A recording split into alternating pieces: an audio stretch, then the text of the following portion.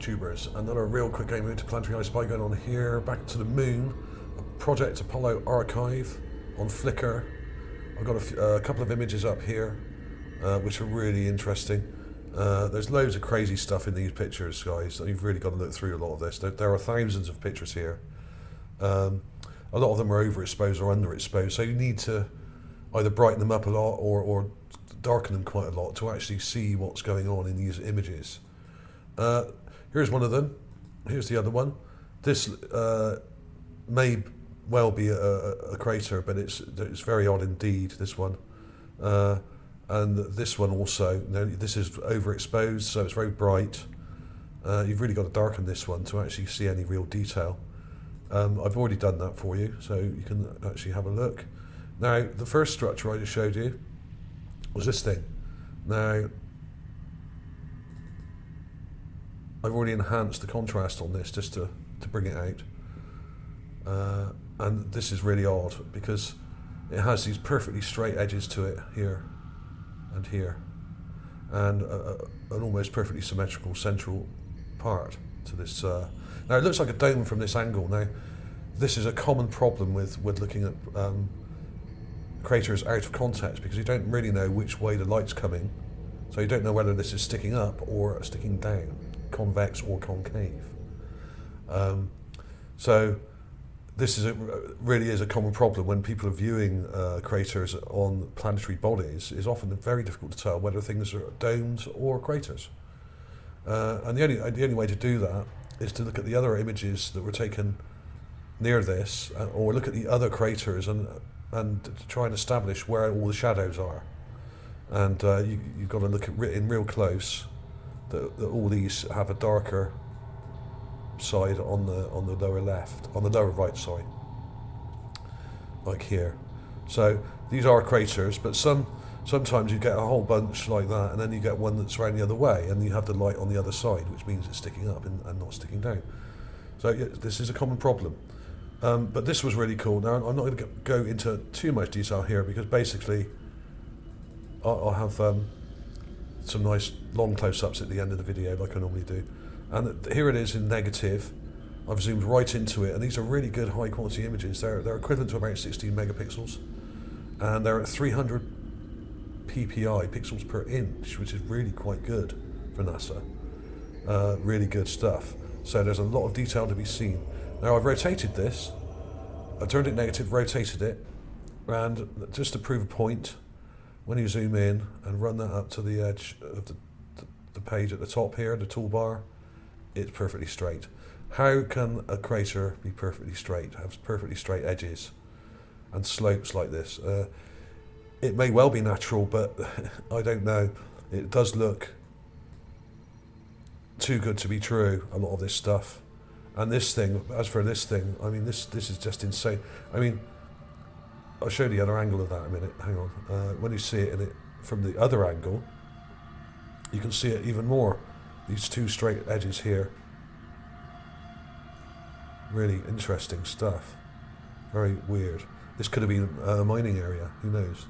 And the other image was this one. Now this is another example of a washed out, overexposed image, and you can see some image damage here. See, now you get this in a lot of these Apollo images, probably where the photographs were stored. What's happened is they may have been printed out, and they may still be may have been a bit wet still. The ink may have not set properly on the photograph, and they put together, and they may have stuck together. So you've got bits of black ink from one photograph sticking onto another. The pigment used in the processing, either that, or they were just stored very badly. There's another big blotch of it here. Or what it may be is, it may be evidence that some of these images have been altered, and they've had bits painted out in the background. Now, a lot of people have said that the Apollo landings were fake. They weren't fake, but they did doctor quite a lot of the images, especially the publicity shots for the public. They painted out a lot of stars. They probably painted out structures that are in the background, all sorts of things like towers and domes and that sort of thing. And of course, when these photographs were stored, some of that paint may have come off, and stuck to the other images.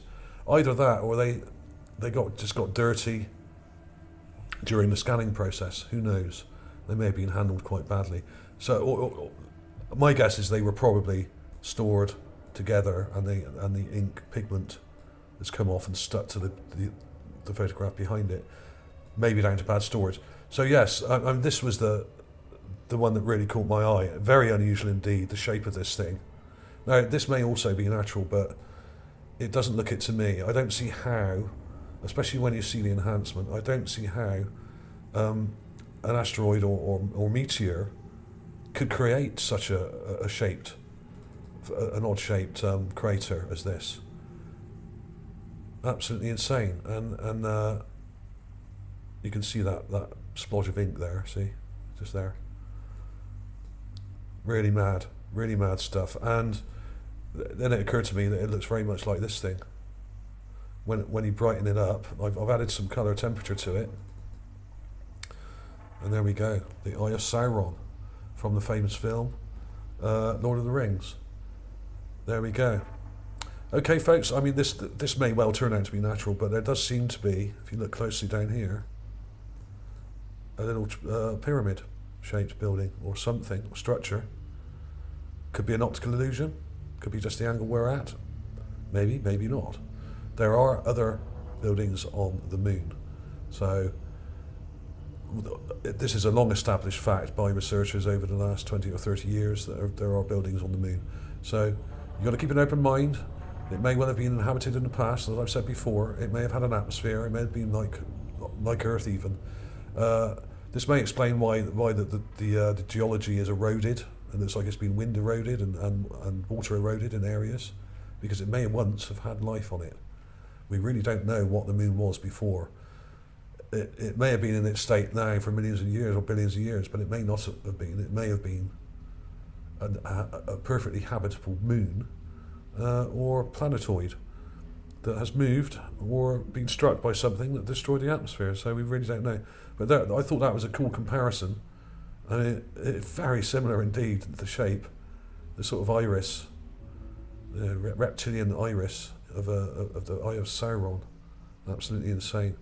Okay, thanks for watching, guys. I'll see you soon.